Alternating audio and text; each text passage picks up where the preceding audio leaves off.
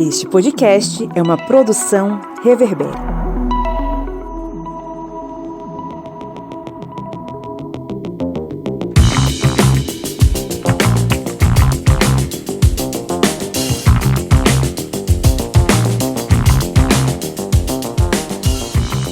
Olá, ouvintes! Está entrando no ar mais um episódio do seu podcast sobre as ciências humanas, o seu programete sobre história pública e ciência política, por que não?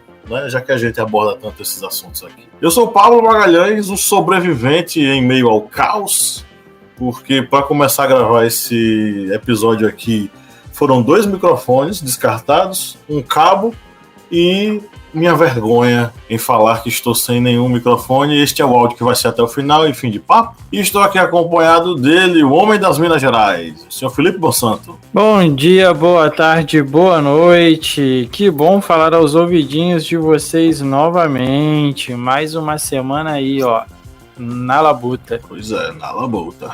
Temos aqui também a presença dele, o homem que montou um soviete na beira do Rio São Francisco e desde então luta contra o capitalismo e diversas outras coisas que ameaçam a classe trabalhadora, o camarada Kleber Roberto. E aí, pessoal, beleza?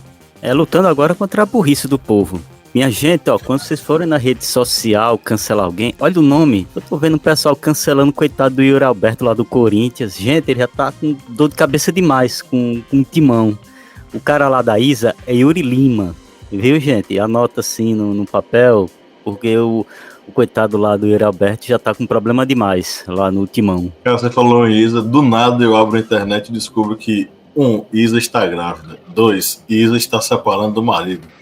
São muitas informações a cada acesso à internet. 3. Estão cancelando o Yuri errado. O Yuri errado. Pois é, bicho. Coitado do Yuri Alberto. Eu também não conheço o Yuri Alberto, mas me compadeço de você, Yuri Alberto, seja você quem for, onde você estiver. Temos aqui também a presença dela, nossa querida amiga Caroline Prado. Olá, Carol. Oi, gente. Como diz meu amigo Felipe, bom dia, boa tarde, boa noite a todos. E estou aqui eu, brasileira direto da Costa Rica, de acordo com meus amigos, exilada após o bolsonarismo se instalar no Brasil. É isso aí. Tempos nefastos. Ô, Carol, eu vou confessar um negócio aqui de Felipe Monsanto, ao vivo. O Felipe, ele fica com raiva quando roubam as introduções dele. Com o Exposed de olha rolando, gente. Tatiane Bispo gosta de fazer raiva em mim, ela fica roubando em todos os lugares, entendeu? Mas você eu deixo, Carol, você eu deixo.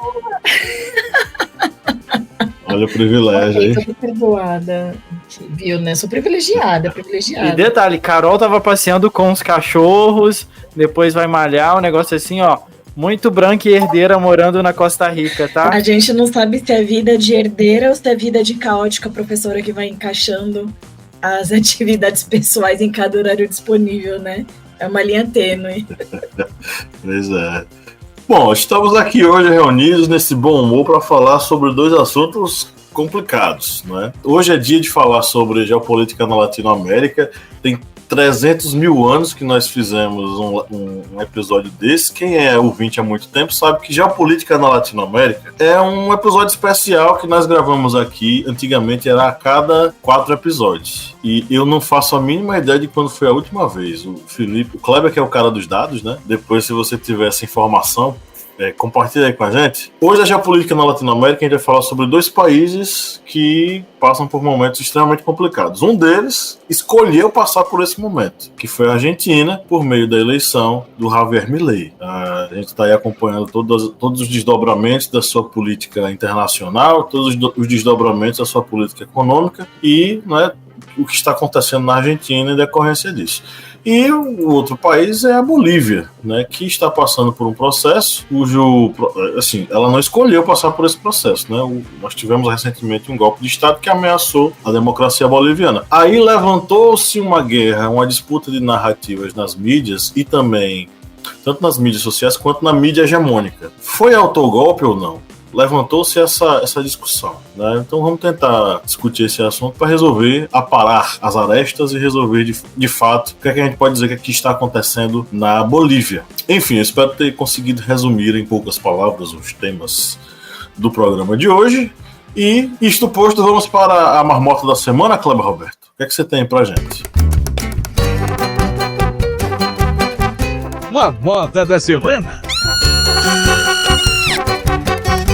Rapaz, a marmota dessa semana foi complicada de encontrá-la. De encontrá-la não, de selecioná-la, porque fui muitas tretas. Mas eu escolhi a melhor de todas, que é relacionada aí ao nosso querido capitão, né? O capitão vivendo o site terra. Bolsonaro presenteia Milei com a medalha de imbrochável durante o evento. Essa daqui foi assim, ó... Foi demais, foi lindo. O ex-presidente Jair Bolsonaro, PL, entregou uma medalha ao presidente da Argentina durante um congresso conservador. No último domingo, 7 de julho, Bolsonaro publicou um vídeo em que entrega uma medalha de imbrochável, imorrível e incomível a Javier Milei. O chefe de Estado chegou no Brasil no último sábado, 6 de julho, e discursou na CEPAC, em Balneário Camboriú, Santa Catarina. Tarcísio de Freitas, republicano São Paulo, Nicolas Ferreira, PL Minas, e outros políticos bolsonaristas participaram do evento. Ou seja, o grande Milei recebeu aí a medalha do imbrochável. Sim, demais, assim, foi lindo, foi lindo. A medalha significa aquele selo de masculinidade frágil, né, que alguns homens héteros precisam ter, né? Assim, gente... ridículo. Eu não sei se vocês viram a cena. O próprio Milei, mesmo sendo aquela caricatura em forma de ser humano, ele ficou constrangido. Deu pra ver nitidamente que ele ficou assim, tipo... eu não esperava isso, né? E ainda tem umas coisas lá que eu não sei nem se eu comento aqui, porque foi assim, algo triste. Na situação lá naquele antro. Porque foi algo assim que... me surpreendeu com o nível, né, da direita. O presidente da Argentina foi a Balneário Camboriú, não falou com o presidente do Brasil para receber a medalha de imbrochável, incomível e não sei o que peste. Imorrível. Bolsonaro, não é possível, bicho. Nem o Zorra Total seria capaz de produzir um personagem tão icônico como Jair Messias Bolsonaro. Não dá, gente, sério, pra mim, cada vez que eu vejo uma notícia dessa, eu penso, não é possível. Não é possível, de verdade. Eu não quero acreditar, é aquele famoso, eu só acredito vendo, eu vendo, não acredito.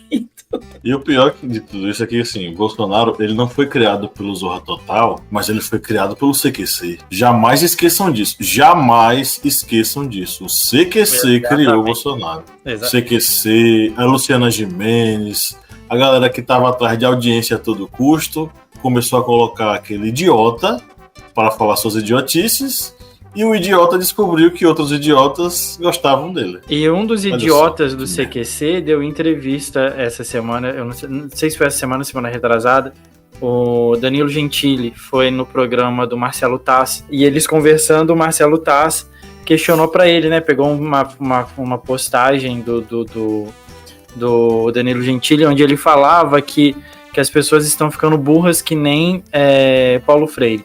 E aí o Tasso questionou ele, né, se ele sabia quem era Paulo Freire, se ele já tinha lido alguma coisa de Paulo Freire. Ele falou que as frases de Danilo Gentili falando que as frases de Paulo Freire eram frases de um cara estelionatário. E aí o Tasso perguntou pra ele, mas você já leu alguma coisa? Eles são coisas tão idiotas que eu nem lembro, mas me dá o Google aí, que eu vou pesquisar alguma frase dele aqui. Sim, ele falou que ele também não gosta do Paulo Freire por causa das pessoas que apoiam. Ele falou, é que eu não gosto das pessoas que apoiam Paulo Freire. Gente, isso é uma coisa terrível de ouvir, porque, por exemplo, aqui na Costa Rica, no Ministério da Educação Pública, aqui, um dos pilares da educação na realidade, são livros do Paulo Freire. É tão valorizado aqui, como está nos documentos mais importantes da educação pública aqui, citando Paulo Freire. Então como é incrível como fora do Brasil ele é extremamente valorizado e benquisto. E no Brasil a gente está assim em alguns lugares, né? Bicho, quanto mais a gente conversa sobre esse assunto, mais eu me lembro de uma coisa que aconteceu na minha graduação. O Cláudio deve lembrar, não sei se ele também já se despertou para esse assunto. Nós tínhamos um amigo que ele era monarquista. Ele era monarquista em 2006. Então, ele era monarquista antes de ser monarquista virar moda, né? E ele numa época em que nós estávamos lendo Paulo Freire, um curso de licenciatura, né? Ele começou a dizer que Paulo Freire, ele não tinha escrito nada, que ele tinha copiado de um educador italiano, e que Paulo Freire, no final das contas, ele não era educador coisa nenhuma, ele era só um repetidor, um papagaio de pirata, e, enfim, desceu além Paulo Freire. Eu tô mencionando isso, né? Não sei se o meu é ex-amigo, não sei de Kleber. Mas eu não sei se ele vai ouvir algum dia, mas assim, cara, o discurso fascista já estava lá. É só a gente que não enxergava direito, sabe? A gente não enxergava direito aquilo. Não, é só um cara excêntrico com ideias excêntricas. Mas não, era a porra da semente do fascismo que estava lá brotando, germinando. Em 2006, 2007. Então, isso aí, 2007 foi quando a gente entrou lá na faculdade. Acho que já comentava sobre monarquia, mas assim, sobre essa questão monarquista, mais nítido no período da TCC, né? Que aí era o período que tem que pesquisar sobre o assunto, e aí dá pra ver o viés, né? Mas o negócio do Paulo Freire é a semente do fascismo, pô. O que é que o Danilo Gentili faz? O que é que esses caras que atacam o Paulo Freire fazem? É justamente isso. A gente não queria ver nessa época, gente. A gente parece que é tão ridículo que a gente meio que não queria acreditar, sabe? Quando você pensa, só tá falando uma bobagem. O que você tentava ser cômico. Por aí mesmo. Bom, vamos para o nosso giro de notícias.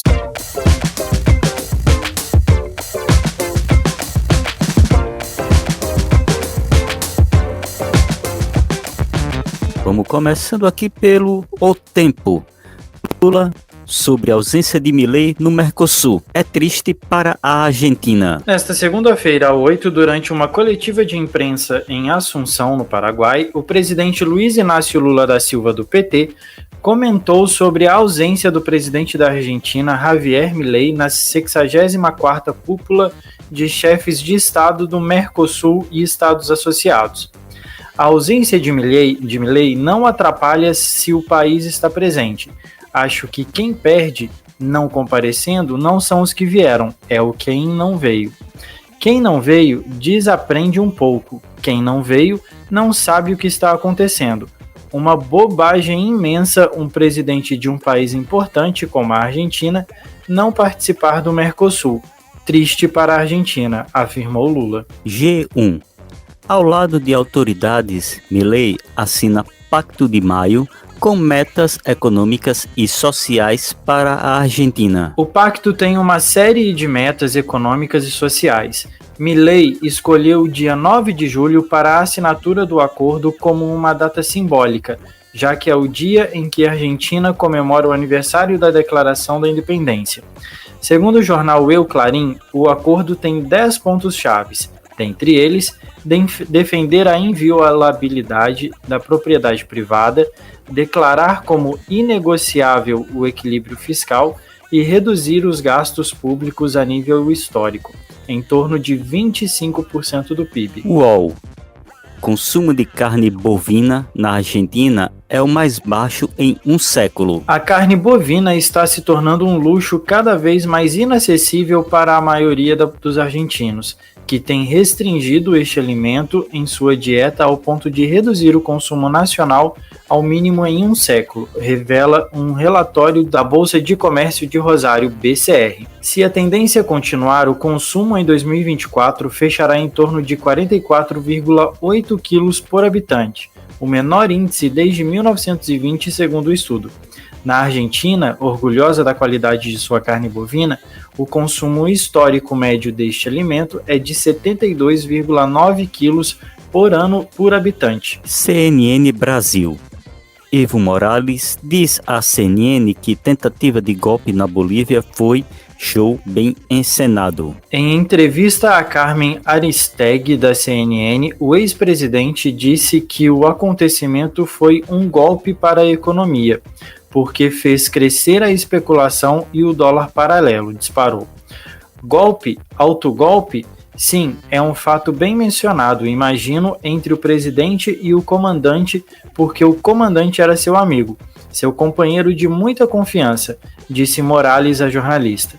O ex-presidente Morales já acusou anteriormente sem apresentar provas, o presidente Luiz Arce de encenar um autogolpe. O governo do presidente Luiz Arce classificou o episódio como uma tentativa de golpe de Estado. E para fechar, Terra. Presidente da Bolívia agradece apoio de Lula contra tentativa de golpe no país. Durante visita de Lula à Bolívia, Luiz Arce agradeceu o apoio do chefe de Estado brasileiro contra a tentativa de golpe em 26 de junho. O Brasil, para nós, representa um orientador que tem muita influência mundialmente e que sabe muito bem o que aconteceu no nosso país, disse Arce. Em seguida, o presidente falou sobre as relações que se estreitaram entre os países para além da exportação de gás. Pablo, é com você.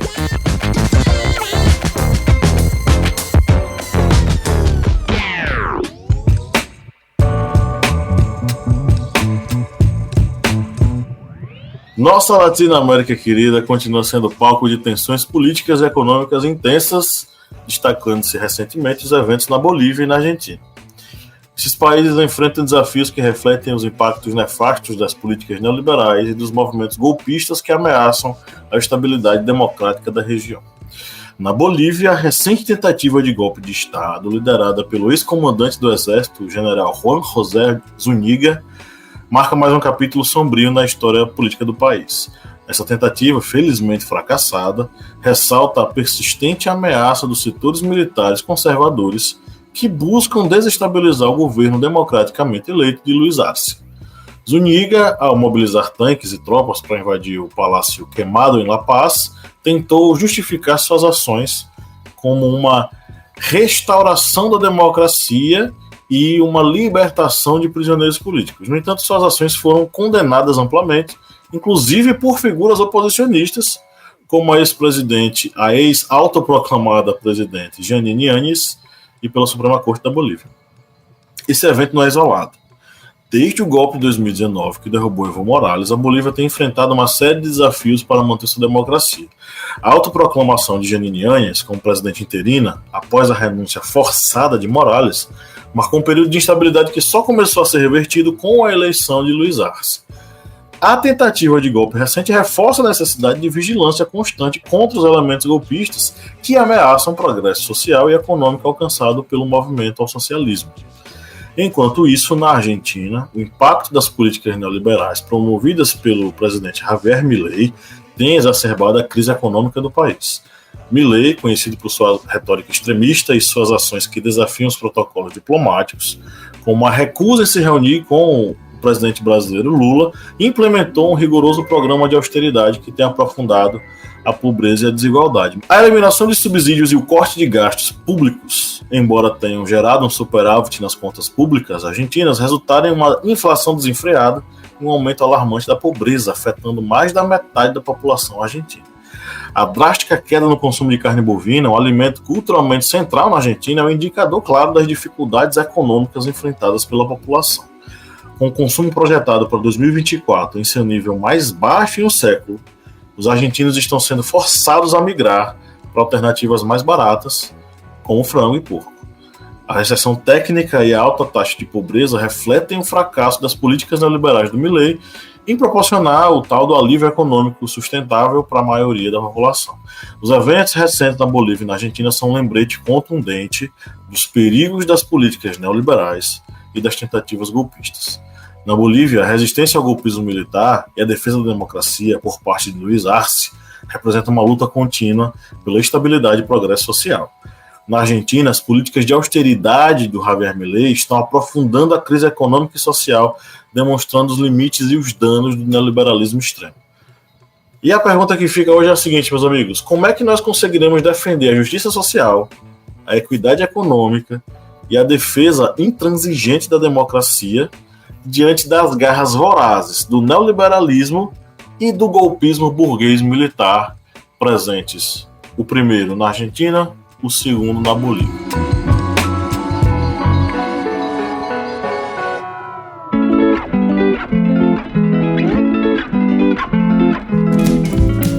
E aí, pessoal, precisamos falar sobre algo muito especial, o nosso financiamento coletivo no podcast Historiante. Isso mesmo, e não poderíamos estar mais empolgados em compartilhar com vocês os benefícios incríveis de se tornar um apoiador do Historiante. Além de nos ajudar a manter o podcast no ar, vocês terão acesso a benefícios exclusivos. Vocês estão preparados para isso? Então segura essa agora. Todos os meses sortearemos livros entre os nossos apoiadores. Mas segura que tem mais. Os nossos apoiadores terão acesso a conteúdos exclusivos, bastidores do podcast, entrevistas inéditas e muito mais. E olha só, tem mais uma vantagem.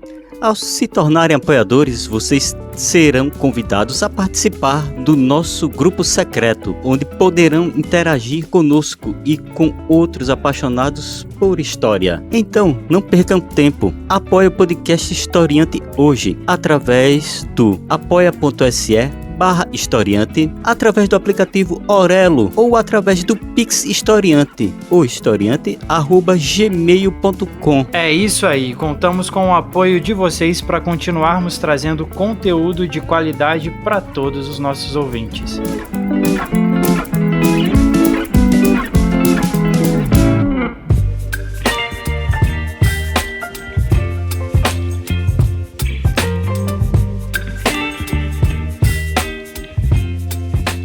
Quando falamos nessa defesa da democracia, o que vem logo em mente é essa questão de conseguir evitar essa ascensão que sempre ocorre dos regimes de extrema-direita, principalmente essa extrema-direita atual que, infelizmente, quando ela ascende ao poder, ela vem levando consigo todo aquele pacote de ideias neoliberais que muitas vezes não, sempre acaba massacrando a classe popular, o povo.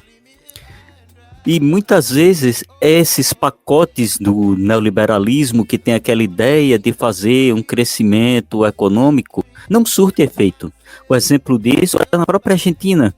Milei, ele assumiu a presidência com aquela ideia de rapidamente conseguir, através da austeridade fiscal, da redução de investimentos em auxílio mesmo, em, digamos, evitar que a economia já em frangalhos ela acabasse entrando em colapso. Esse colapso afetando principalmente os mais pobres. Ele entrou com essa ideia e já estamos aí vários meses, já chegando em 6 meses de mandato, e o que vê é a Argentina entrando em recessão técnica, como a gente até comentou já aqui.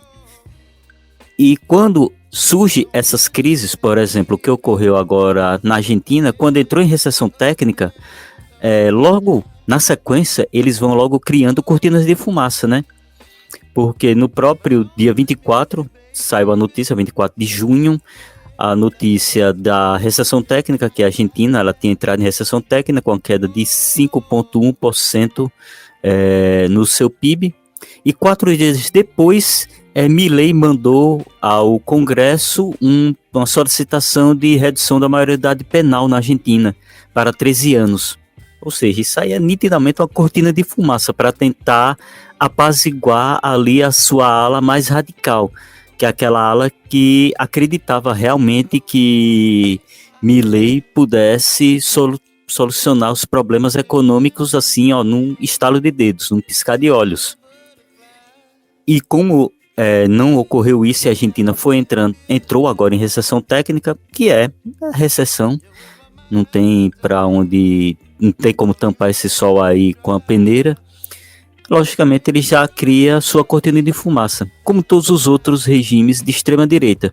Sempre quando ocorre um problema, eles vão lá e criam uma cortina de fumaça. O exemplo disso foi Bolsonaro várias vezes aqui no Brasil.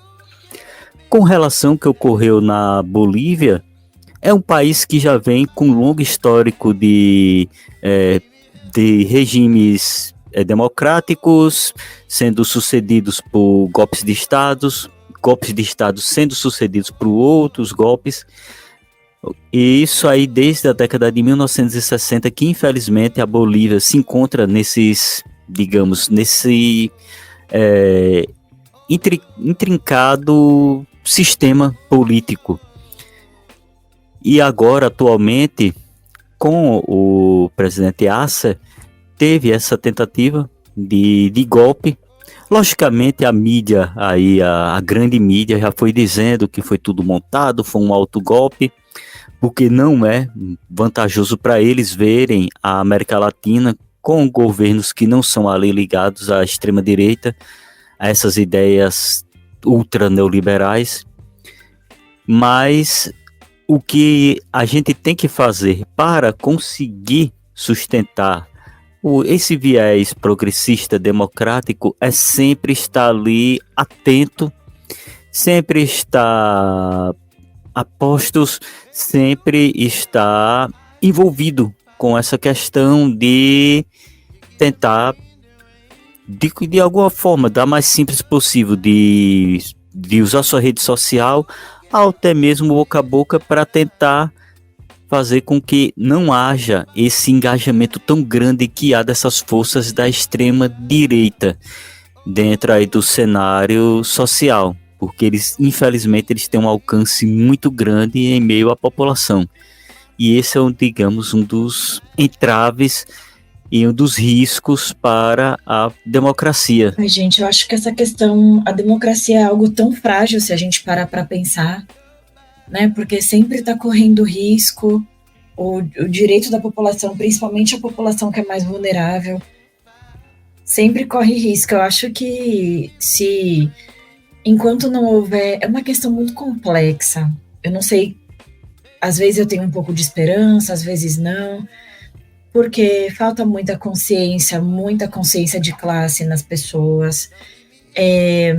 As pessoas acreditam muito nos líderes populistas, como a gente está vendo essa onda de políticos de extrema-direita totalmente populistas, essa questão de não é uma oposição, é inimigo, sabe?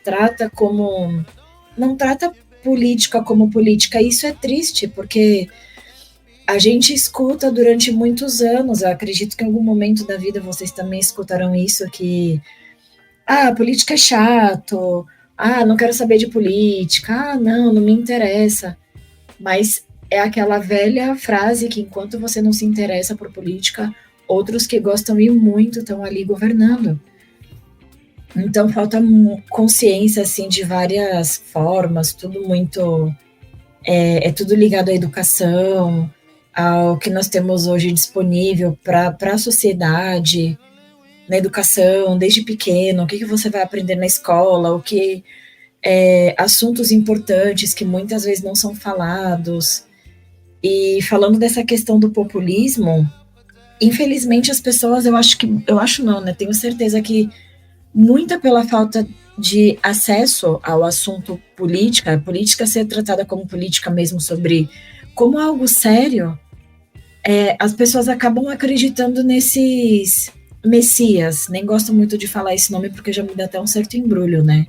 Já me remete ao inominável. E então é uma coisa muito complicada ficar acreditando em messias. As pessoas esperam soluções simples para problemas complexos, e eu vejo muito isso no dia a dia. Pessoas que não entendem determinadas coisas, elas não. Eu conheço algumas pessoas que se recusam a entender ou a querer saber algo mais complexo, e a pessoa vai por essa via que é uma via mais fácil, milagrosa, populista, é nós contra eles. E então esses políticos, eles acabam abarcando uma grande parte da população, né? Então isso acontece bastante. Eu vejo isso aqui também na Costa Rica e em outros países aqui da América Central, que quase todos os políticos começam com esse discurso de queremos o povo, e no final, quando você vai ver, é totalmente ligado aos seus próprios interesses. Então é bem decepcionante. Eu acho que enquanto não tiver realmente a consciência de classe, não tiver um pé atrás com o populismo da extrema-direita, enquanto não tiver um pé atrás com um discurso muito fácil, resolução de todos os problemas, porque não é assim. Enquanto essas questões não forem analisadas, a democracia vai sempre correr grandes riscos. sempre. Se a gente parar enquanto a Carol estava falando e eu estava pensando um pouquinho, a gente estudou aqui para o roteiro um artigo do Fabrício Pereira da Silva, e ele me remeteu à questão da onda rosa que a gente teve no início dos anos 2000 no Brasil, na América Latina, né? Um movimento ali onde a esquerda ela dominou os governos dos principais países, e a gente houve ali um progressismo e um progresso dentro desses países durante um tempo, né?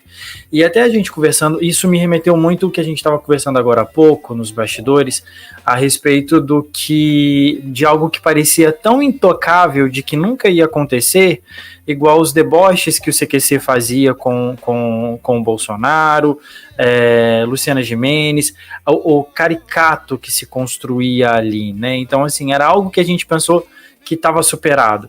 E a Carol falou uma coisa que é muito interessante: a democracia ela é frágil, e a gente não tinha parado para pensar, ou pelo menos a gente acreditava que isso não acontecia.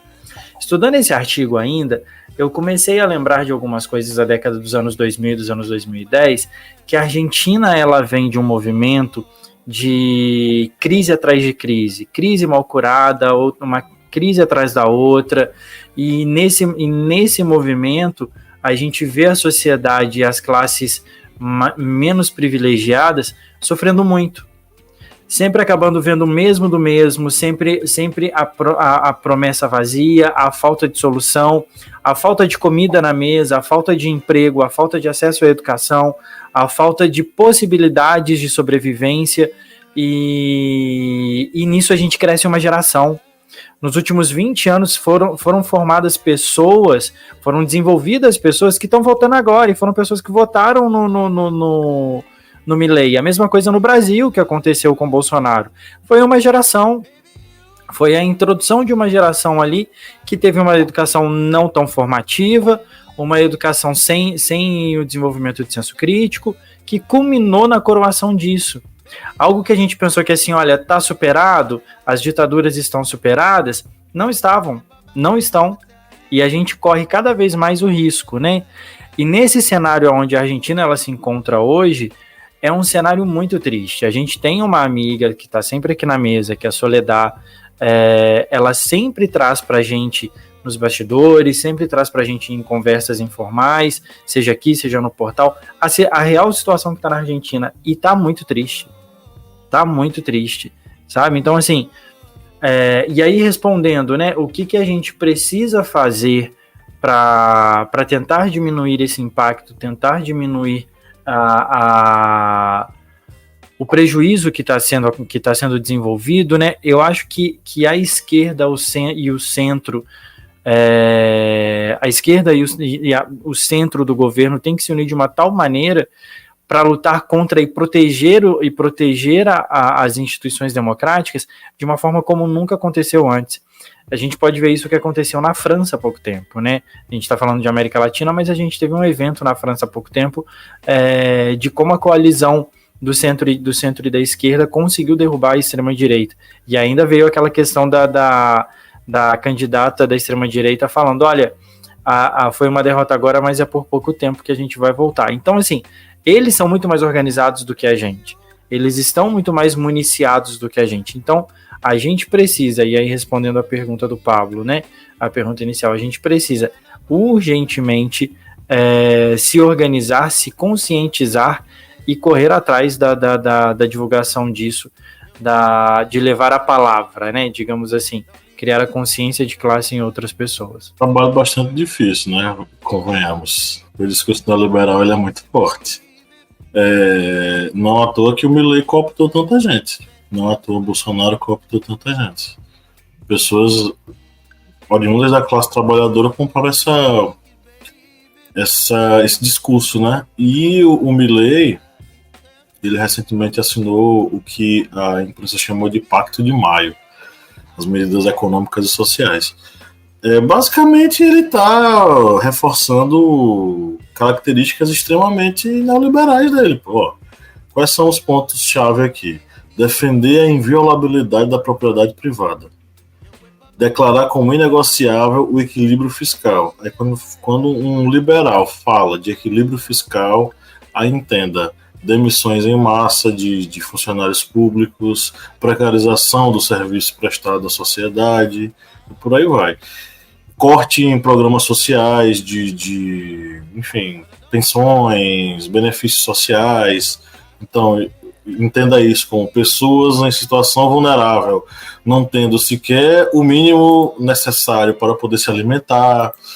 E aí tem a questão a cereja do bolo, essa coisa do reduzir os gastos públicos a níveis históricos, em torno de 25% do PIB. Reduzir gastos públicos a níveis históricos é privataria, é privatizar à torta e à direito e transformar a Argentina num país de empresários, um país 100% voltado para a iniciativa privada. Então, assim, o destino da Argentina cada vez mais está parecendo tenebroso. Eu ficaria muito feliz, inclusive, de a Soledad poder participar, infelizmente ela não pode participar, para dar uma perspectiva de uma Argentina sobre esse processo. Porque eu lembro que teve um episódio que ela participou, que eu falei que eu admirava os argentinos por terem lidado muito bem com a sua ditadura. Eles prenderam os caras, eles têm museus dedicados a esse momento triste da história argentina. E aí o que aconteceu nos últimos anos? O Milei subiu ao poder elogiando a burguesia e os militares que deram o golpe na Argentina, instituiu a ditadura civil-militar lá. Então, assim, é muito triste o que está acontecendo na Argentina, é triste também o que acontece na Bolívia, porque não é só a questão dos militares com apoio da burguesia, ou pelo menos parte do apoio da burguesia, porque se fosse 100% teria dado certo. Mas a burguesia não comprou 100% a ideia de golpe, não. Não é só isso. É também o fato de que lá a esquerda está rachada. O Evo Morales disse que rompeu com o Luiz Arce, e Evo Morales defende a ideia de que aquilo foi uma tentativa de autogolpe, para que Luiz Arce ganhasse poderes soberanos e tal. Eu acho isso exagero dele, eu acho muito discurso de quem não aceita que está um pouco distante do poder. E tem outro protagonista tão grande quanto ele. Eu vejo dessa forma. Não quero dizer que seja, né, minha perspectiva. Então, é muito nessa questão, nesse sentido. E aí, a gente analisa muito, há muito tempo a América Latina, mas eu gostei muito de ter lido esse trabalho do professor Fabrício Pereira da Silva. Não sei se o Felipe chegou a pesquisar onde ele é professor, mas ele é professor na Unirio, do Departamento de Ciências Políticas e Relações Internacionais. E aí, bicho, ele traz uma análise bastante interessante. Inclusive, ele analisa essa questão da onda rosa, né? E como ela acabou, e a direita, pelo menos as forças políticas burguesas, elas descobriram uma nova forma de tomar o poder, em golpes travestidos de constitucionalidade.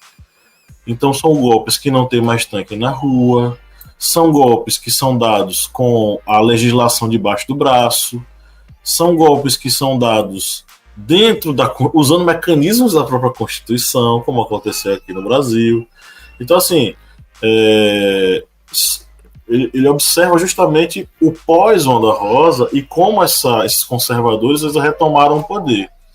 Mas o que eu acho mais interessante no trabalho dele é como ele reformula alguns conceitos, né?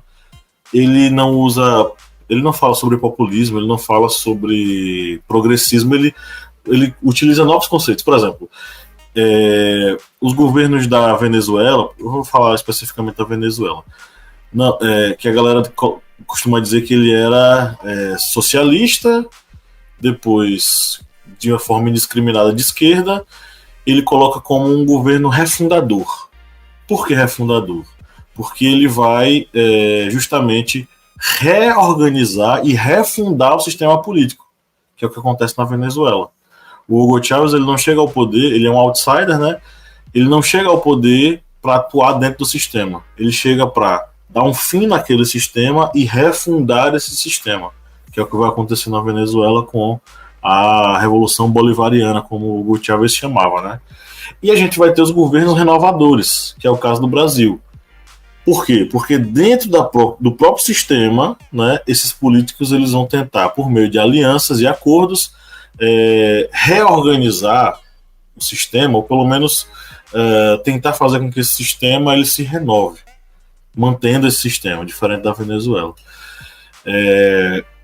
E depois de ler o trabalho dele, eu já tinha essa ideia na cabeça, mas depois de ler o trabalho dele eu tive mais certeza de que o governo atual, ele é um governo social-liberal. O nosso governo, falando do nosso, do Brasil. Porque Lula é comunista, meu Deus do céu. Gente, o PT dos anos 80 não existe mais. O Lula, líder sindical, que ia para frente de protesto com macacão sujo de graxa, esse Lula não existe mais. Tá? O PT é um partido social-liberal.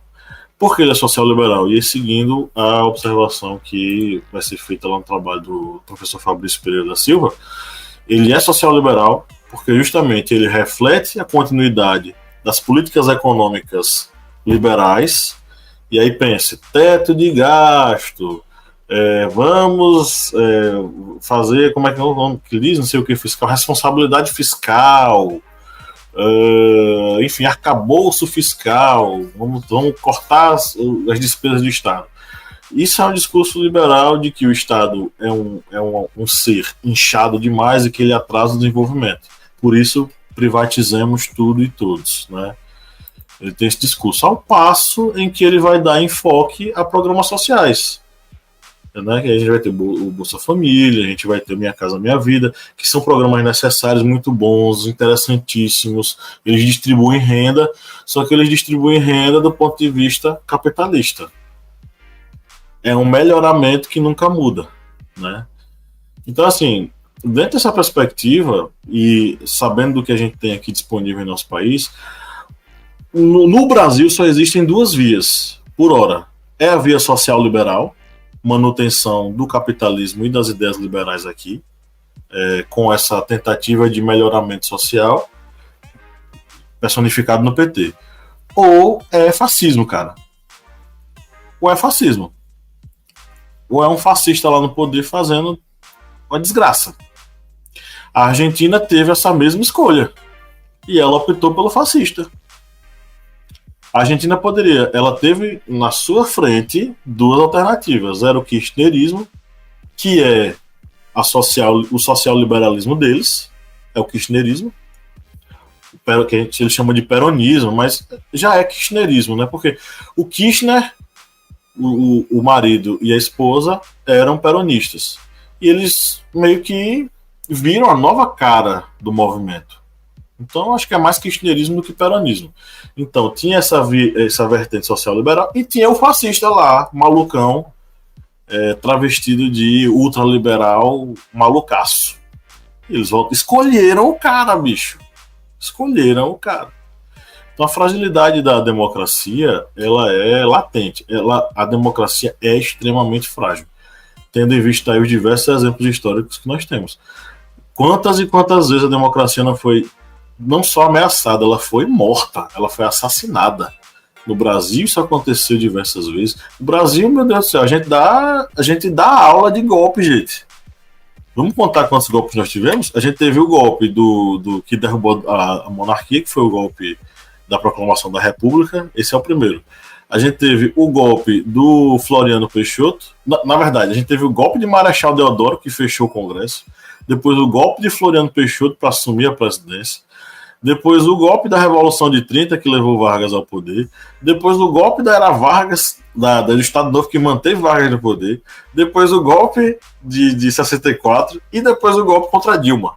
7. A gente dá aula de golpe, bicho. A gente é mestre em golpe, sabe? Então, assim, a democracia, ela permanece. Oi? Em 200 anos, 7 golpes.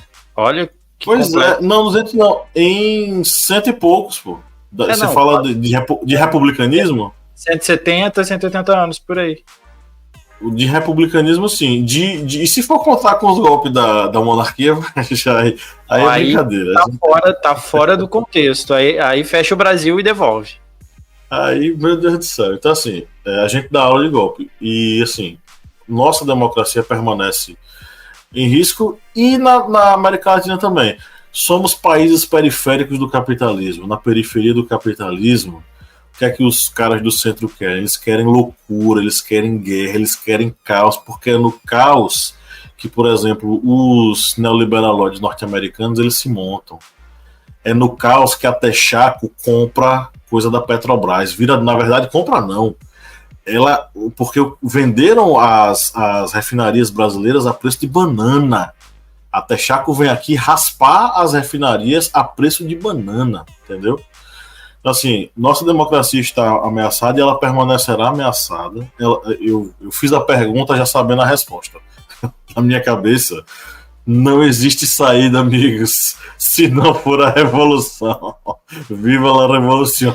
Tem um ponto nisso, dessa sua fala, que eu ia até comentar do período que eu estudei o artigo, que me lembrou muito a Natália Viana, quando ela veio aqui, a gente conversou um pouquinho sobre a Wikileaks. Na época da Wikileaks, um dos telegramas que foram vazados era um onde havia um mal-estar ali do diplomata americano no Brasil com o momento da Dilma, aonde ele cita que aquele é um dos momentos mais de maior distanciamento dos interesses brasileiros com o interesse americano, que na época era Barack Obama. Então, assim, a gente viveu ali um período onde a gente estava se libertando das dependências que a gente tinha do hemisfério norte. E nesse momento começou todo aquele movimento da extrema-direita, e aí aquela construção do bolsonarismo aqui, o Brexit na Europa, tudo. Então, assim, a gente começou esse movimento de sofrer ataques até onde a gente culminou ali em 2017. Né? Gente, se vocês perceberem essa questão da democracia, dos atentados contra a democracia, a coisa é muito pesada em países que foram colonizados. Eu sinto que aqui na América Latina é uma coisa muito mais agressiva. Parece que essa questão do tomar, sabe, é uma coisa bem agressiva. Parece que a gente, como população, aprendeu a ser assim, tudo na base do tomar, do meio ilegal, meio violento. Não sei se eu me explico direito, mas é tudo com bastante violência mesmo. E é escrachado também, né? Depois que as pessoas entram no poder, é escrachado. E você vê pessoas entregando medalha de imbrochável por aí, tá todo mundo achando legal. Como, né? A coisa vira uma palhaçada. Com perdão aos palhaços, né? A profissão do palhaço. Virou Zorra Total, né? Essa questão, exatamente. E essa forma de discurso acaba atraindo muita gente. Esse discurso, assim, do fazer fácil, como Carol até se assustou do Messias, aquele mito que vai resolver tudo. E tudo isso acaba atraindo muitas pessoas. E, ao mesmo tempo, esse discurso fácil atrai muitas pessoas, a esquerda acaba muitas vezes travando a aproximação de muitas pessoas.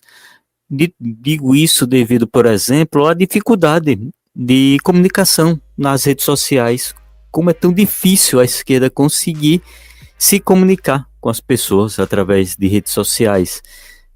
Coisa que o pessoal da extrema-direita faz é sair brincando. Eles conseguem ter milhões de acessos, milhões de seguidores, assim, facilmente. Porque eles conseguiram essa forma simples, fácil de se comunicar. Agora que a esquerda está começando com essa, digamos, essa forma de se comunicar mais facilmente, não somente aquela teoria bruta, digamos, o conceito ali acadêmico, que isso é bom ali para a universidade, para os meios técnicos. Agora, para o povão mesmo, o povão não vai entender nada disso aí. Vai entender mais aquele discurso que seja mais, não seria simplista, mas seria mais fácil, de melhor entendimento. E o que aconteceu, por exemplo, com Milei foi exatamente o que aconteceu com o Bolsonaro, o discurso super fácil do bonachão, do palhação, do cara que se vestia de super-herói, o super-herói ANCAP. ANCAP ou era ANCAP, o super-herói anticapitalista num palco. É isso aí que acaba atraindo as pessoas. Com relação à Bolívia, como disse já no início, o problema de lá é essa questão da fragilidade democrática, de muitos golpes nas últimas décadas, muitos golpes. Isso acaba transformando a democracia em algo bem frágil, e qualquer movimento que venha a ocorrer pode sim vir a derrubar um governo. A gente lembra muito bem que o Elon Musk, né, ele disse que poderia dar um golpe em qualquer local. E lembrando que a Bolívia tem as maiores reservas de lítio do mundo. E carros elétricos usam muito lítio. Então é algo aí que a se pensar, né? Os Estados Unidos gostam de ouro negro, mas também não é só ouro negro não, que os Estados Unidos se interessam não, eles gostam de muitos outros minerais. E falando esse negócio da Argentina de bonachão também, é uma coisa interessante porque esses líderes, eles pegam muitas pessoas dizendo como, você não tá vendo que eu sou diferente, eu não faço parte dessa política tradicional. Mal sabe a população, porque a população, infelizmente, como não investiga muito bem, né, que nem acreditaram que o Bolsonaro era o diferente, o que não fazia parte da política tradicional, sendo que ele já estava o quê? Há quase 30 anos, eu acho, né, nos bastidores do Brasil aí, como ele mesmo diz, mas para outras pessoas, mamando na teta do governo, né, que ele falava algumas coisas assim, era ele que estava fazendo isso o tempo inteiro. E, gente, percebam a roupa do Milei, o cabelo, ele é uma mistura assim de coach com aqueles coach meio louco, assim, sabe, na hora de falar, e espetaculoso, e ele quer se mostrar moderno, mas ao mesmo tempo conservador. Enfim, é esse tipo de... É o macho alfa, né? É o homem viril. Exatamente. É o sensual conservadorismo. Ai, sim. Nossa, foi uma definição perfeita. Isso é verdade. Porque aí isso pega a população como se fosse diferente. Pablo falando sensual, conservadorismo, e aí a pessoa pega e olha para Bolsonaro. Meu Deus do céu. Vocês falaram dessa coisa incrível. Vocês falaram dessa coisa do discurso fácil da direita. Tem um exemplo prático que aconteceu um dia desse. Não sei se vocês viram, mas o jornalista Álvaro Borba, que é o cara por trás do canal Meteoro Brasil, né? Ficou conhecido pelos vídeos ensaios e tal.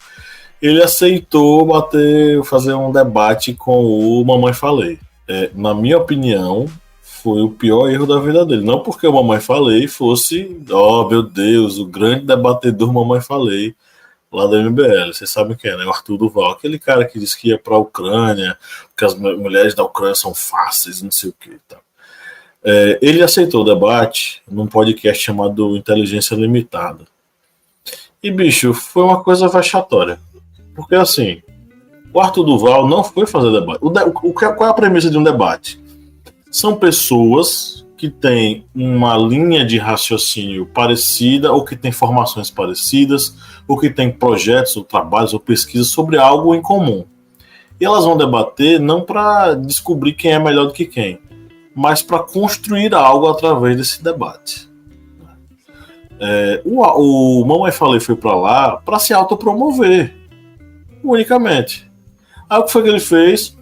Defecou, porque a palavra é essa, ele defecou pela boca uma série de mentiras sobre o padre Júlio Lancelotti, que só poderiam ser desmentidas através de um vídeo de 2 horas para desmentir aquilo ali. Só que o Álvaro tinha 1 minuto, 2 minutos. E aí o Álvaro foi tentar começar a explicar. Aí ele perde a paciência, fica com raiva. A gente entende porque ele está com raiva. Mas quem está assistindo, que é suscetível ao discurso do Mamãe Falei, não vai entender assim. ele vai olhar pro Álvaro e vai dizer, que cara chato, eu vou concordar com esse cara jovem, engraçado, que está soltando piadas aqui.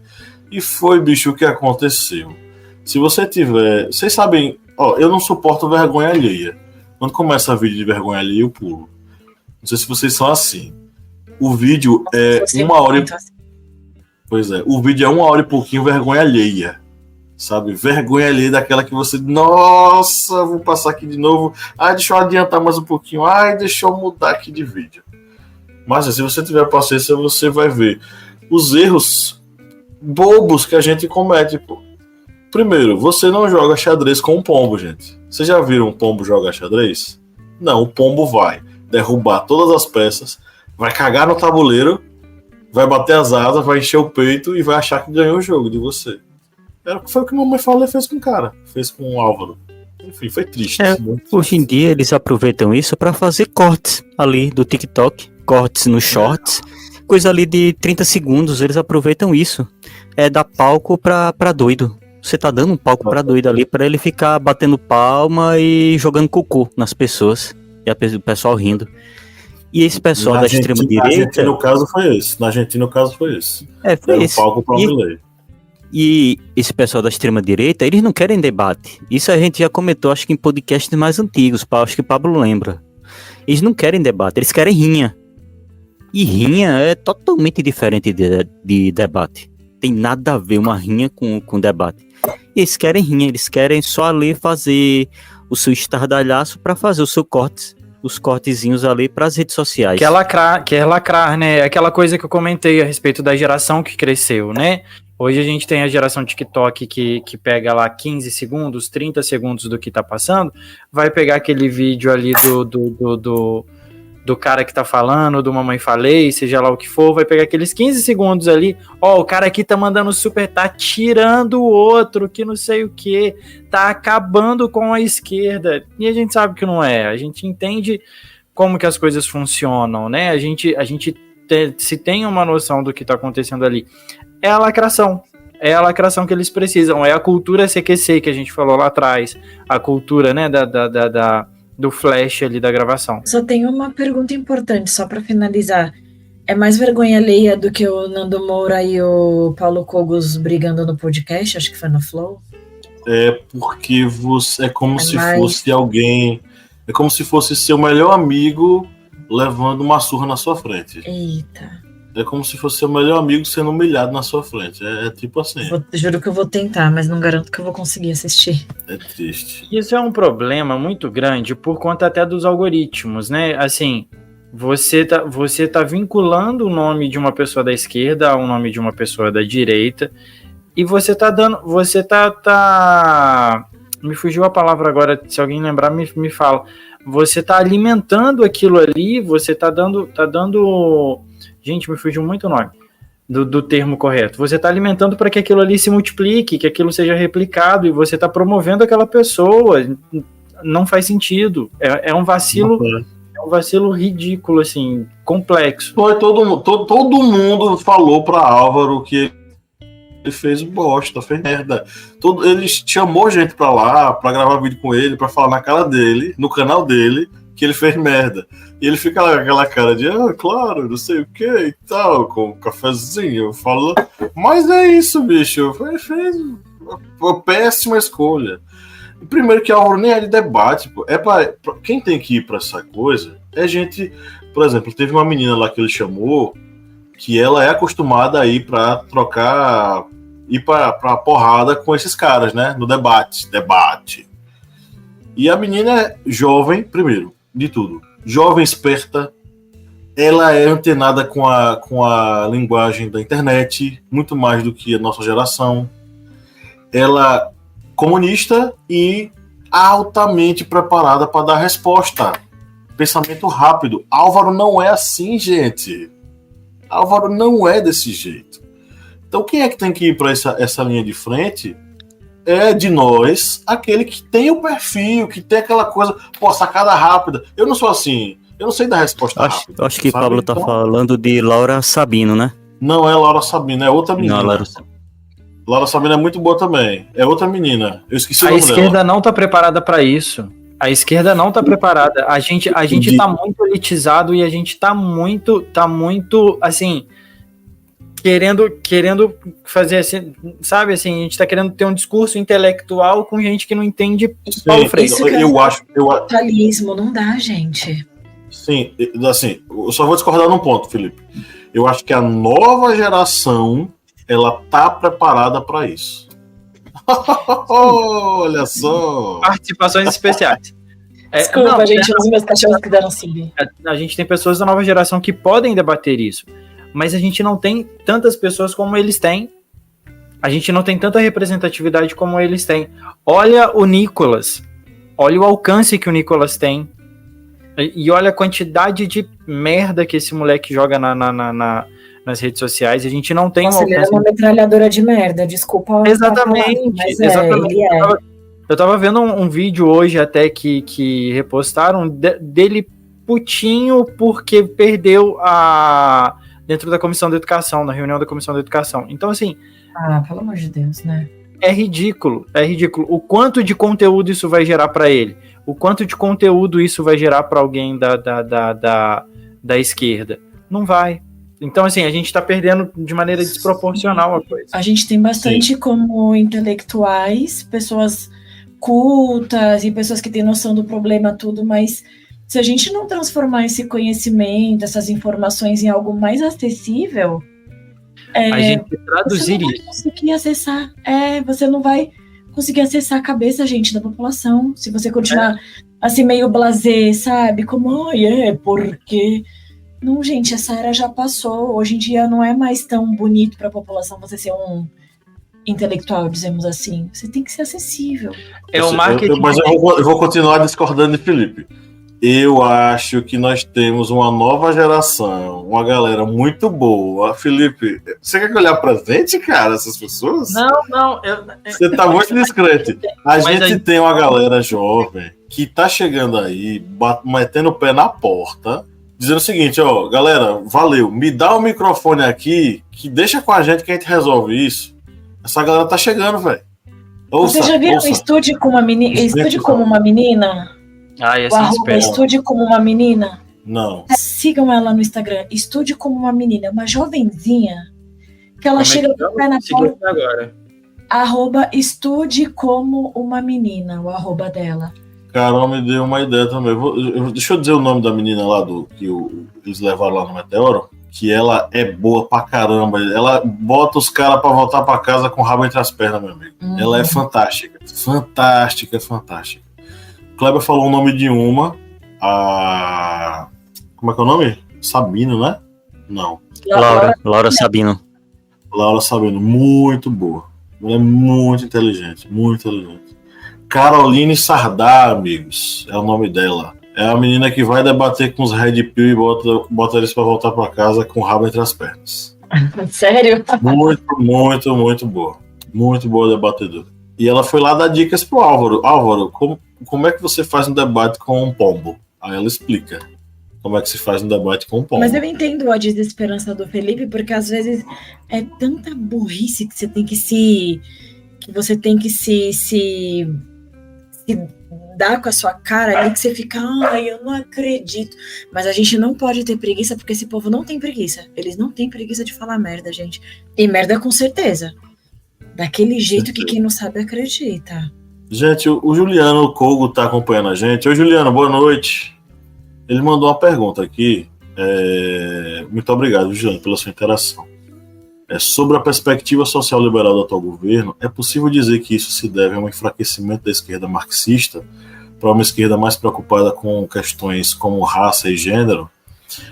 Veja bem, não sei se o enfraquecimento da esquerda marxista, mas uma necessidade de uma esquerda se aproximar, essa esquerda mais hegemônica petista, de se aproximar com o discurso liberal para conseguir mais votos, que é o que vai acontecer nos anos 90, e aí na perspectiva das eleições presidenciais dos anos 90, onde a gente assiste o PT ele caminhar cada vez mais para o discurso liberal, e o Lula cada vez mais se travestir ou recompor a sua figura do ponto de vista liberal, para ele poder ser aceito e chegar a ser eleito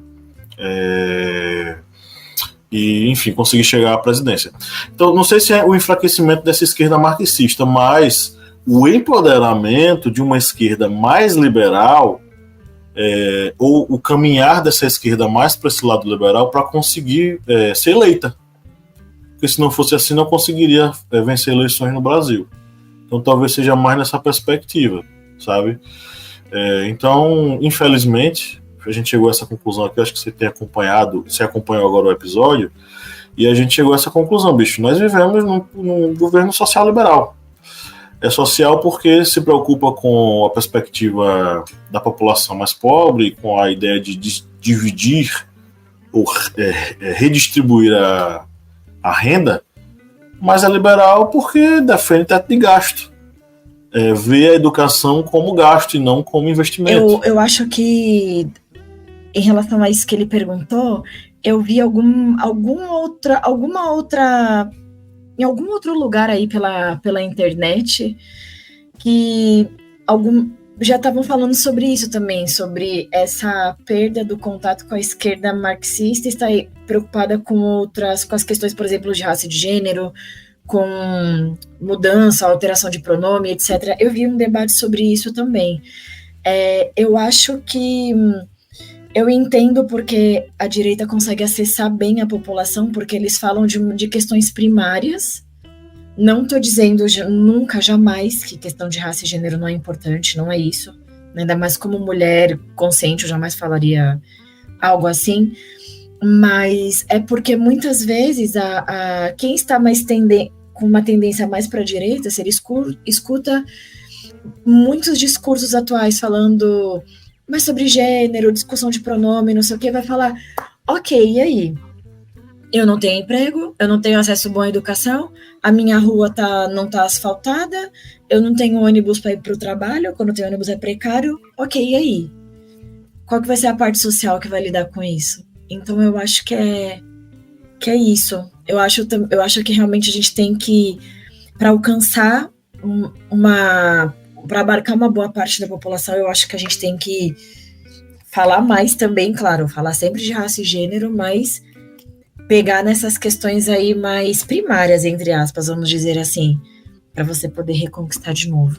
Eu acho que falta, é muito importante, né, essa questão da discussão de raça e gênero, tudo, trazer isso, mas eu acho que para que isso consiga alcançar com a devida importância que se tem, a gente ainda volta na questão da consciência de classe.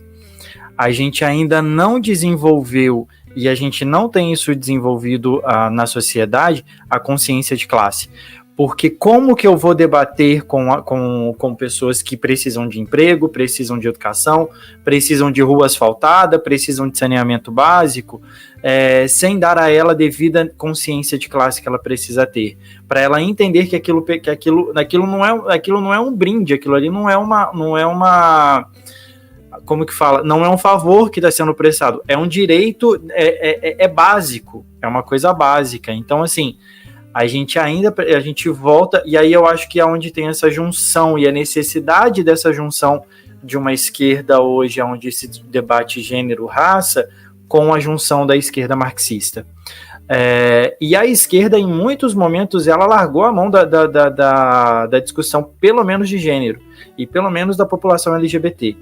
No começo dos anos 80, quando começou a se organizar dentro dos sindicatos, ali no ABC, tudo, a esquerda ela abandonou a população LGBT.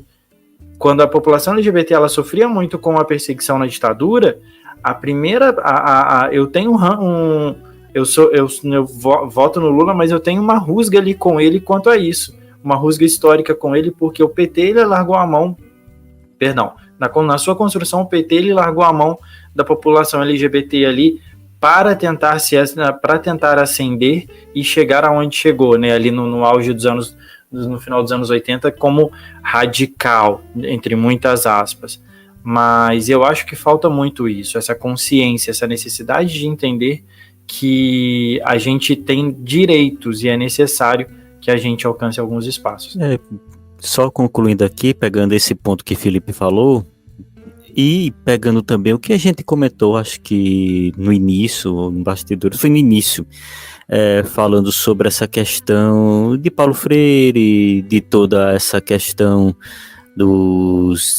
da extrema-direita, que aí eu estava lembrando aqui exatamente do que a gente precisa repassar e se conectar novamente com o povo, a classe mesmo, trabalhadora, digamos, o chão de fábrica. E eu estava lembrando do que Paulo Freire falou, e muita gente taxa que a frase dele, que é o Eva viu a uva, e disse que não foi ele que criou isso aí, sendo que é uma frase lá da década de 1940.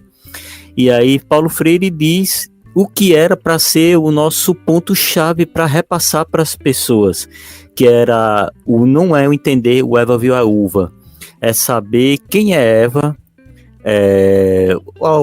o status social, onde ela está na sociedade, a Eva está na sociedade, para quem Eva produz a uva e quem lucra com a venda dessa uva.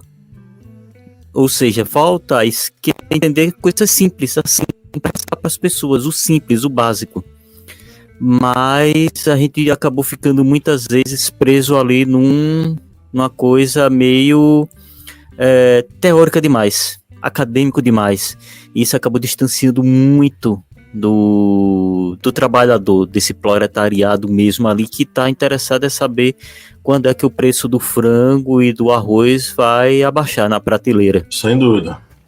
No final das contas, a gente precisa encontrar os pontos que nos unem, né? E não estou querendo dizer que as pautas identitárias elas não são importantes. Todas as pautas são importantes, quando todas elas se referem à classe trabalhadora. Mas a gente precisa mobilizar as pessoas e uni-las, né, em torno de um ideal.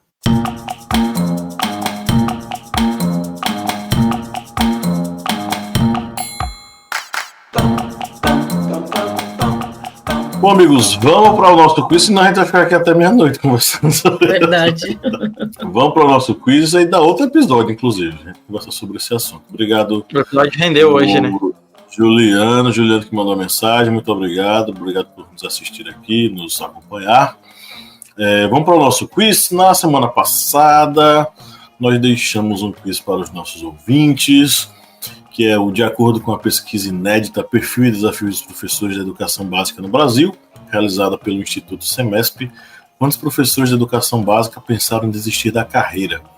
Nós tivemos aqui que a letra C é a resposta certa. Gente, quase 80% dos professores da educação básica já pensou em desistir de sua carreira, né?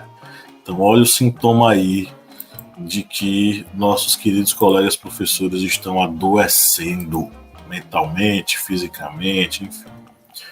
E essa pessoa que acertou, o nosso ouvinte que acertou, vai ganhar aí o chapéu de alumínio para evitar os extraterrestres bolivarianos da Venezuela. Um oferecimento, vocês já sabem de quem, né? Kleber Roberto. O Kleber, essa semana qual é o prêmio da galera? Essa semana foi de novo um raio de iluminação assim e sabedoria que eu recebi novamente. Sou demais. Porque ninguém quis o meu colo de papelão, né? Não sei porquê. Ninguém quis o meu colo. O Pablo mesmo recusou, passou endereço para me mandar o colo de papelão para ele. Eu disse, eu tenho que reciclar isso aqui. E aí eu lembrei, opa, o que é que eu posso fazer? Eu posso fazer a medalha do capitão. Então, quem acertar o nosso quiz vai receber aí sua medalha de papelão do capitão. Eu sabia, mas a medalha de imbrochável. Eu ia falar isso também, não acredito. Socorro. Pablo já tá interessado. Pablo já quer a sua medalha também do capitão. Medalha de papelão aí reciclado. Estou aqui ansioso para acertar. Se eu ganhar, se eu acertar, eu vou soltar o comentário que eu fiz nos bastidores, hein? Meu Deus. Vamos para a pergunta de hoje. A pergunta é a seguinte, meus amigos. Como vocês sabem, a Lei Felipe Monsanto impede que a pergunta esteja no roteiro. Isso é bullying. Isso é opressão, tá? Da classe operária aqui, ó. Sexta-feira, 10 da noite trabalhando. A pergunta é a seguinte. Isso aí de acordo com a matéria da BBC, que fez uma pesquisa sobre o assunto. Enfim. Qual foi uma das consequências mais dramáticas das medidas econômicas implementadas pelo presidente Javier Milei?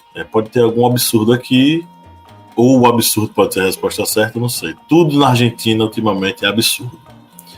Então vamos lá, qual foi uma das consequências mais dramáticas das medidas econômicas implementadas pelo presidente Javier Milei? A. Redução do índice de pobreza para menos de 50%. B. Aumento da inflação para 500% anuais. C. Desvalorização do peso e colapso do poder de compra dos salários. Eu vou nascer. Eu vou na B. Não tem a opção de se ele consultou o cachorro dele para tomar determinada ação? Não. Nossa, essa Sim ou não, essa né? seria a resposta. Eu acho que eu vou com a C, então. C, né? Desvalorização do peso e colapso do poder de compra. A resposta certa aqui, rufem os tambores, é a letra C. Desvalorização do peso e colapso do poder de compra e dos salários. Quem ganhou Carol, foi... manda na DM o endereço para receber a medalha do capitão. Oh, meu Deus do céu. Costa Rica, a medalha tá chegando. Olha os presentes que a gente dá pros convidados. Meu Deus do céu. Eu tô ansiosa para receber essa medalha. Nossa senhora. Essa é a hora do Felipe, terremoto, Carol, que dá o terremoto assim você foge, entendeu? Tchau, tchau, vou ter correndo. E para o nosso público, Felipe, qual é a pergunta que fica para a galera? A pergunta que vai ficar, deixa eu achar a pergunta, tá aqui, ó. Quais setores foram mais afetados pelo ajuste econômico promovido por Milei? Letra A, setor agrícola e exportador. Letra B, aposentados e classe média. E letra C, indústria e turismo. Responde pra gente aqui, ó, na nossa caixinha lá no Spotify, na caixinha de comentários e nas nossas redes sociais. No YouTube também tem como comentar, parece que na Apple também. Então deixa seu comentário aí na caixinha pra gente interagir.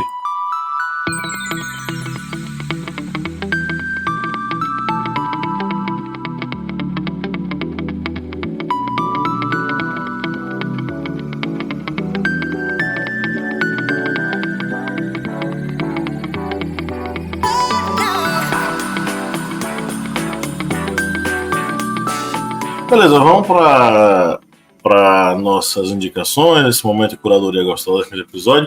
Felipe, eu tinha uma curiosidade e eu esqueci. Não acredito. No caminho para cá, eu tava com essa curiosidade lá tava dando aula hoje, né? Numa cidadezinha aqui próxima chamada Murici, fica a 40 quilômetros de Maceió. E aí eu tive o insight e no meio do caminho eu esqueci. Era alguma coisa com o Brasil colonial. Volta lá que você vai lembrar. Eu tenho uma curiosidade que eu descobri, foi Deise, minha esposa, que disse. Teste os conhecimentos aí de Felipe. Pronto, Felipe e Carol. Carol nem tanto, mas pega mais pra Felipe, isso aí. Você gosta de alimentos, assim, naturais, orgânicos, produzidos em casa, né? Gosto. Saliças.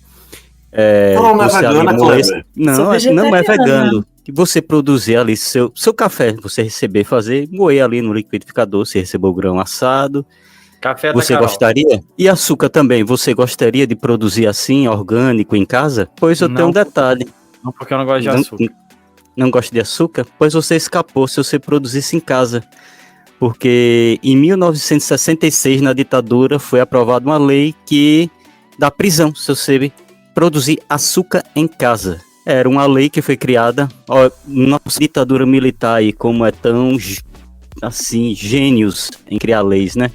Eles criaram uma lei que proíbe a produção de destilados de álcool, inclusive açúcar, em casa ou em qualquer outro local que não seja na produção açucareira, para não causar danos nessa economia, na economia da cana-de-açúcar.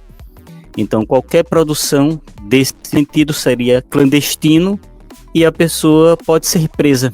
É a Lei 16/66. Tá aí. Que bizarro, Não produza açúcar em casa, você vai preso. Meu Deus do céu, velho. Nossa, sim. Quem produz açúcar em casa, velho? Deve ser uma Na coisa roça. meio difícil, né? Geralmente cidade pequena Não tem. pergunte. Que é difícil produzir cana. Porque você manter um engenho, cara, artesanal em casa é um negócio que... Não é difícil. Não é ter- tão difícil. Não é tão difícil. Peraí, você já fez açúcar em casa, Felipe? Não açúcar, preso? mas aquelas paradinhas de fazer caldo de cana, daquilo ali dá pra você fazer. Não, pô, Eu açúcar. sei porque minha avó Tem que faz. fazer melaço, cara. Tem que fazer melaço. Não, é Aí um do processo. melaço tem que fazer tem que botar pra purgar. Aí depois de Meu purgar Deus. tem que fazer o o pãozinho de açúcar, depois tem que quebrar ele, botar no sol. Tem toda coisa. Gente, eu ia estar ferrada. Eu sempre gosto de comprar de pequenos produtores locais, né? Nossa, eu ia estar ferrada. Pois é, tem essa lei. As coisas da nossa ditadura militar. Meu Deus. Que bênção. Tanta coisa pra se preocupar, né, gente? Vai se preocupar com as... Pergunte, Kleber, a pergunta que eu faço no final das curiosidades. Não lembro. Não, sou pergunta burro. aí, Felipe, você sabia disso? Não, pô, pergunta só se ele sabia, pra eu editar lá. Eu não vou não, você já fez aí. E aí, Felipe, Carol, vocês sabiam disso? Não sabia. Isso aqui não é democracia não, Pablo. Isso aqui, você é o hétero branco cis, então você é minoria aqui. Hétero, branco, cis, como é que fala? Burguês, safado. Eita! Burguês Cheio safado. de burguês. Minha você é mão minoria que aqui. está com... Minha mão que está com lesão por esforço repetitivo de tanto trabalhar acabou de gritar agora depois desse burguês que você falou. Chega a dar um berro, né? A mão. Nossa Senhora! Bom, então é isso. Essa alegria toda é destinada aos nossos queridos e queridas apoiadores e apoiadoras, né, Kleber Roberto? Isso mesmo. Essa parte que nós vamos aqui oferecer, que faz parte aqui das dicas de leituras, filmes, séries, é um oferecimento aos apoiadores e apoiadoras aqui do Historiante, pessoas que acreditam aqui no projeto e fazem seu apoio lá no apoia.se/historiante através do aplicativo Orelo, um aplicativo super fácil e simples para você ouvir aí e maratonar seus podcasts, ou através do Pix do Historiante, o historiante@gmail.com. Através de todas essas formas, você pode fazer a sua singela contribuição, e você pode achar até não é tão irrisório para mim, mas para a gente faz uma enorme diferença. Então vamos oferecer aqui um abraço afetuoso e um muito obrigado para Bruno Gouveia e Ronivon Barros da Cunha Júnior. Para vocês e para todos outros e outras, um muito obrigado. Agradecemos enormemente o apoio de vocês. Beleza. Eu vou começar a rodada de indicações. Seguinte. Primeiro, eu tenho aí um livro para indicar. Povos Indígenas, Independência e Muitas Histórias. São vários autores. Só para deixar claro que os processos de independência no Brasil e em vários locais na América Latina, eles não foram conduzidos pura e unicamente pelas classes burguesas que existiam aqui. De fato, quem é que toma consciência da Revolução é aquela classe intermediária, que nem é a que manda, que é conhecida como os peninsulares, aqueles que moravam na Espanha, em Portugal, e nem eram os mestiços pobres daqui da América Latina. Eles eram filhos de peninsulares nascidos nas regiões, geralmente chamados de criollos. Essas classes médias deram os golpes e fizeram suas revoluções e suas independências. Até mesmo aqui no Brasil, né? Mas todo mundo esquece a participação indígena nesses processos. Esse livro ele traz justamente como os indígenas se organizaram em torno das independências de seus espaços, especialmente as independências aqui do Brasil. Então é um livro bem bacana, bem interessante, são trabalhos acadêmicos de história, mas eles fazem de uma forma tão bem escrita e fluida que qualquer pessoa pode ler, tá? E o outro é um documentário que está na Netflix, uma série chamada Hitler e o Nazismo, Começo, Meio e Fim. Aí quem tá ouvindo vai dizer, pô, que original, mais uma série, mais um documentário sobre Hitler. Essa é diferente.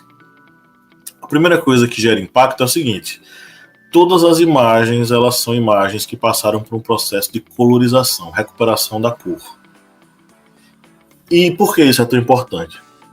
Eu já notei isso com os meus alunos. Quando eu passo um documentário com imagens em preto e branco, é como se aquilo para eles fosse algo totalmente fora da realidade. Totalmente assim, distante. Quando eu passo o documentário, especialmente sobre a Alemanha nazista, quando eu passo esse documentário e eles assistem, eles começam a prestar mais atenção, porque parece que é uma coisa que poderia acontecer a qualquer momento. E o documentário, não todo, mas alguns trechos, eles conseguiram colocar em 60 FPS, frames por segundo. Isso dá uma realidade ainda maior para a imagem. Então, assim, eles conseguem ver Hitler em alta resolução. Isso os assusta. Alguns ficam assustados, mas outros ficam pensando, poxa, foi isso aí que conseguiu? Esse cara conseguiu convencer os alemães? Esse cara aí?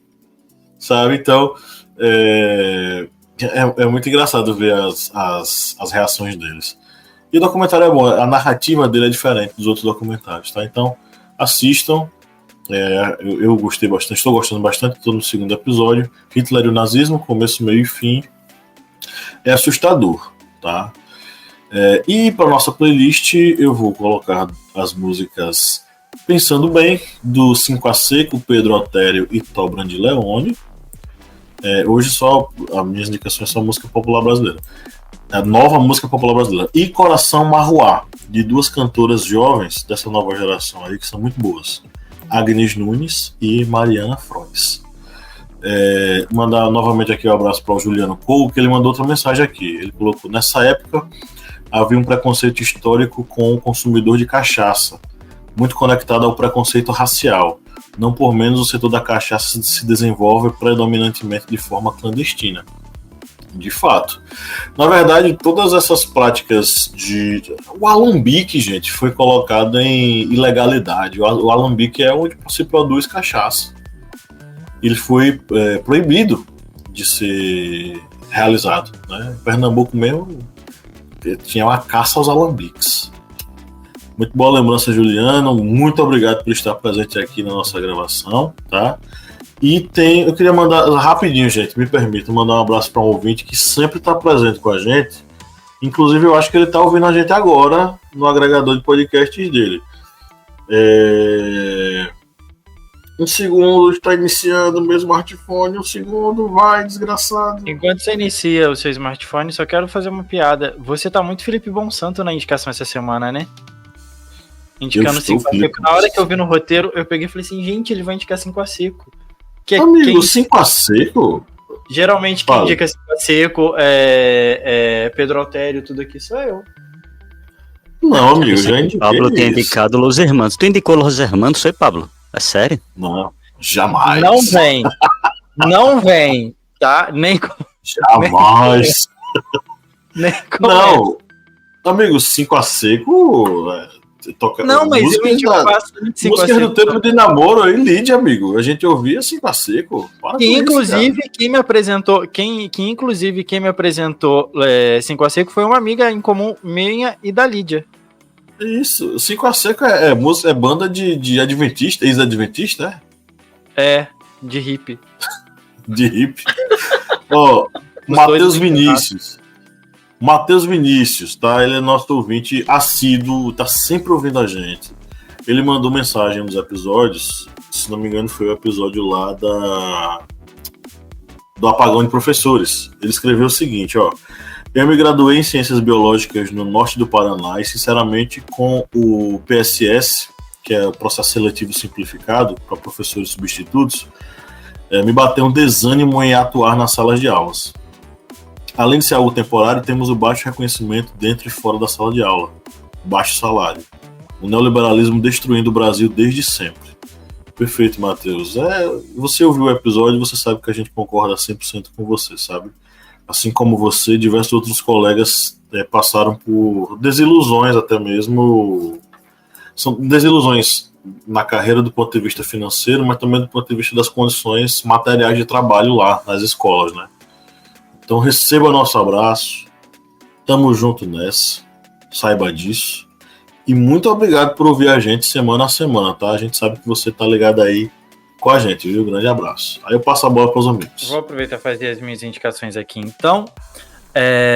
Para assistir, eu vou indicar uma série aqui que eu comecei essa semana, tô no 5º episódio, tô gostando bastante, produção nacional, de grande qualidade, que é Um Pedaço de Mim, uma série da Netflix, que é estrelada pelo Vladimir Brista, pela Juliana Paz e o outro ator eu esqueci o nome, aonde a Juliana Paz, a personagem da Juliana Paz, ela tá tentando engravidar do esposo, há um atrito ali e ela sofre um abuso de um amigo do irmão. E nessa questão do abuso, ela depois descobre que está grávida de gêmeos, e os gêmeos, cada um é de um pai, um do esposo e outro do rapaz que abusou dela. E aí discorre toda a série falando sobre machismo, sobre privilégios, sobre o homem branco que tem privilégio, sobre adoção, e aí discorre traumas, e é muito interessante a série. Tá no top 10 mundial da Netflix, produção nacional muito boa, então fica aí de dica Um Pedaço de Mim, da Netflix. E de música, vou mudar, não vou indicar Los Hermanos essa semana, quero assim, balões, quero coisas estourando nessa edição, ok? Katy Perry vem aí pro Brasil, e ela lançou hoje. Olha, gente, o povo debochando de mim. Quem não tá vendo deveria ver. Eu sofro muito nesse programa, gente. Eu vou indicar Katy Perry, a música nova dela aí, Woman's Road. Uma homenagem às mulheres, né, que ela faz. E tá bem interessante o retorno da Katy Perry. Nessa música ela fala muito sobre feminismo e as dificuldades da mulher no mundo, né? Tá bem gostosa a música, tá um popzinho para quem gosta de popzinho, tá bem legal. E ela trouxe mulheres trans para participar do clipe, ficou muito interessante. Tá uma coisa bem gostosa, vale bastante a pena ouvir e ver. E a outra música é da deusa da Lineker, que também lançou essa semana, uma música chamada Tudo, bem estilo Lineker aí, bem gostosinha, bem baladinha aí pra dar uma mexida aí no final de semana. Essas são as minhas indicações. Nossa, eu me apaixonei falando agora, vou dar minhas indicações também, né? Mas me apaixonei pela música da Lineker. Quando escutei, eu falei, mais uma música linda, que me apaixonei. Tá linda. Fica de uma outra dica, mais uma dica extra aí pra você, Carol, e pra quem tá ouvindo a gente, a parceria dela com o Baco Exu do Blues. O Pablo gosta do Baco também, tá sensacional. Tá sensacional. Eu esqueci o nome da música, eu vou pesquisar aqui enquanto vocês indicam e depois eu trago ela. Tá sensacional.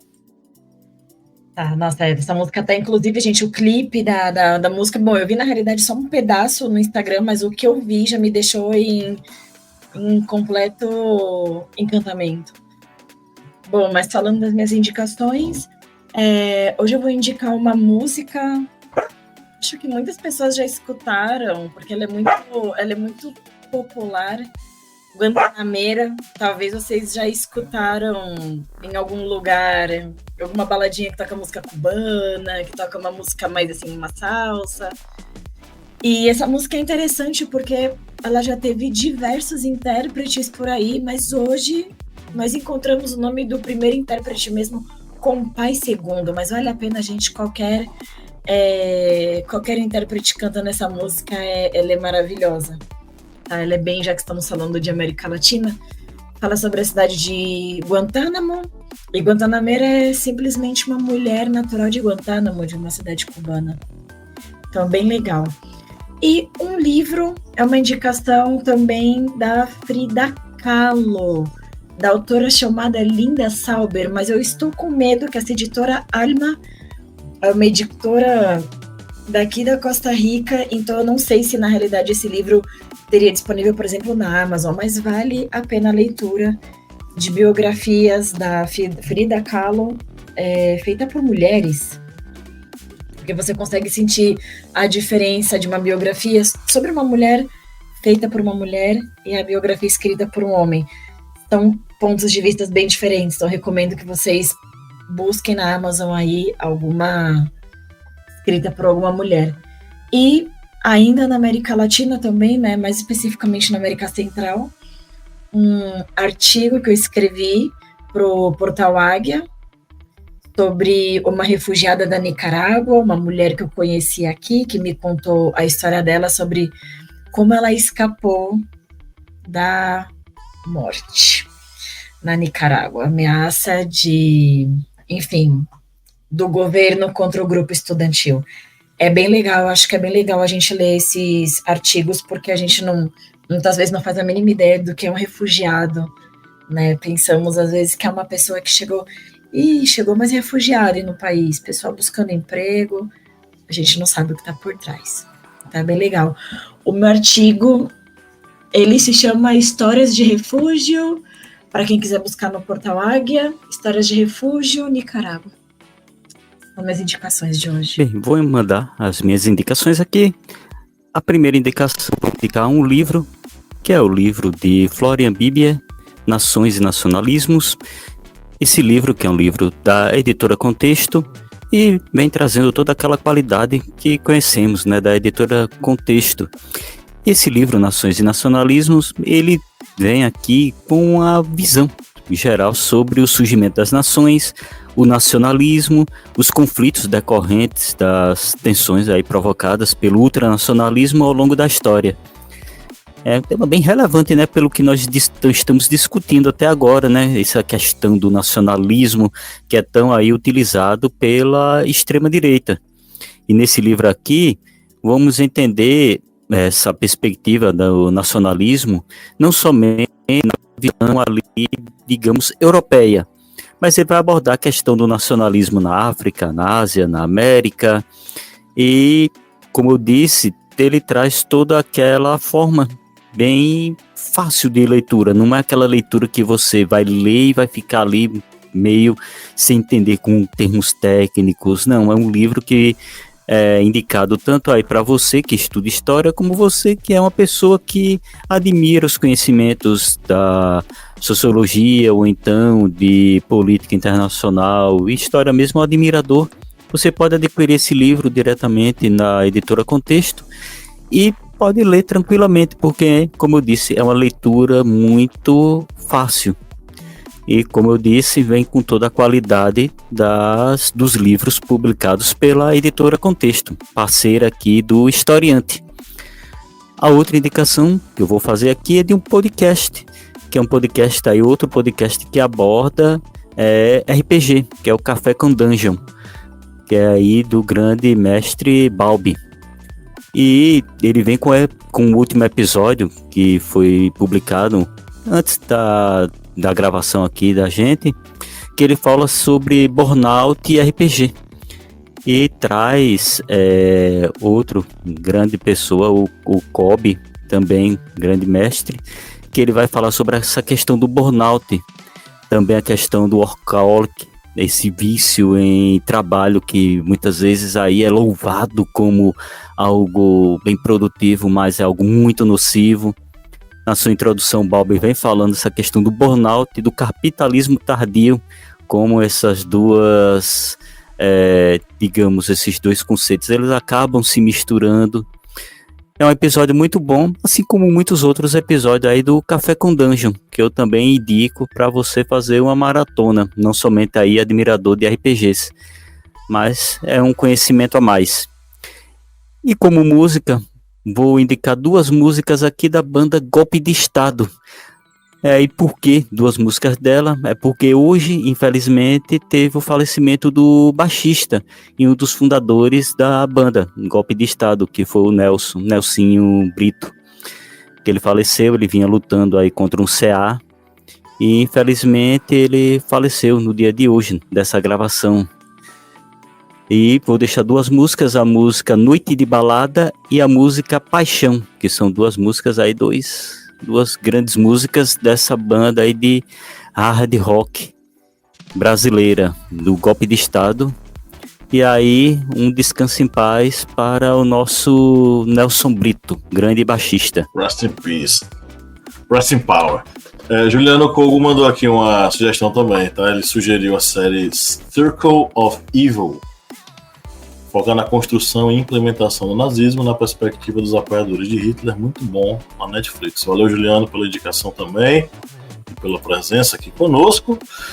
Carol me deu uma ideia, bicho. Ela falou sobre a leitura que possivelmente os ouvintes só encontrariam que a editora é daí, né? Da Costa Rica. A editora é daí, não é isso? Isso, editora Alma, sim. Isso. Cara, e se a gente fizesse um podcast só sobre leituras da Latinoamérica? Tipo, a gente poderia escolher um livro e trocar ideia, ler na língua original e trocar uma ideia no podcast e permitir que os ouvintes eles pudessem ter acesso a esse tipo de leitura através dos nossos debates.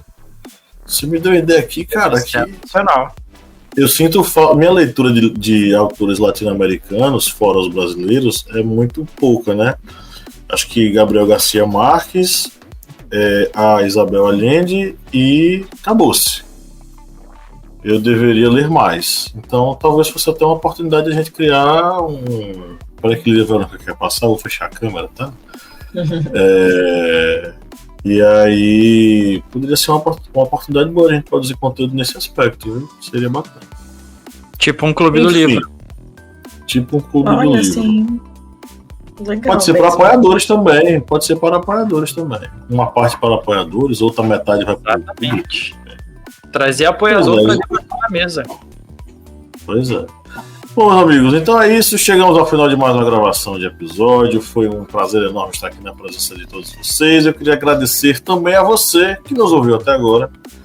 Saiba que é para você que nós produzimos este podcast para os seus ouvidinhos maravilhosos. Amigos, abemos podcast?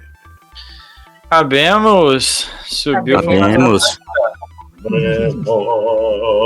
Subiu fumaça branca. E é isso aí. Muito obrigado, Carol, mais uma vez pela sua presença.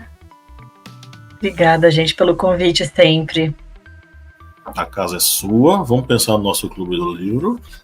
E no 3 vamos dar o nosso tchau coletivo. 1, 2, 3. Tchau! Tchau!